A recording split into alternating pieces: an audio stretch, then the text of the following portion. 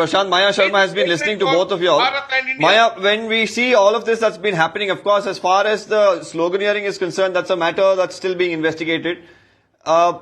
Next comes the statement by Mr. B.K. Hariprasad. When all of this happens, do you feel that it gives the opposition that much more strength to really take up these issues, attack the government?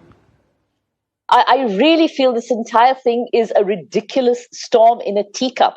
I think when there are real conflicts going on in this world, whether it's Russia, Ukraine that was mentioned, or the nightmare that is happening in Gaza, when there is violence and destruction, if somebody talks about another country not being an enemy country, but being a neighbor country, is that really such a terrible statement? That is my perspective about the initial thing. Yes, we're waiting for what the FSL report has to say, but I really fail to see the logic of why supporters of a politician sitting in Karnataka, thousands of kilometers away from the Pakistan border, with absolutely no interest in that state in this local level, why they would be shouting slogans which seem to be encouraging Pakistan.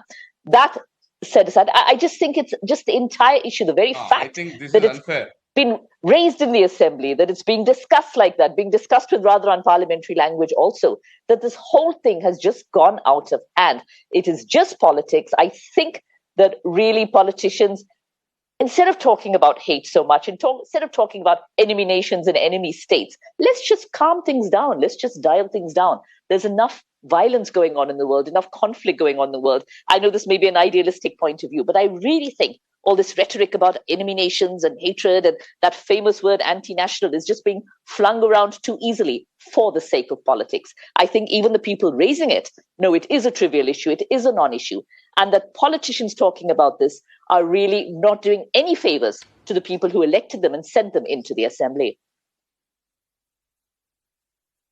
Okay, how much of it is politics? How much of it is valid to say these sort of statements? We'll of course continue to ask these questions to all our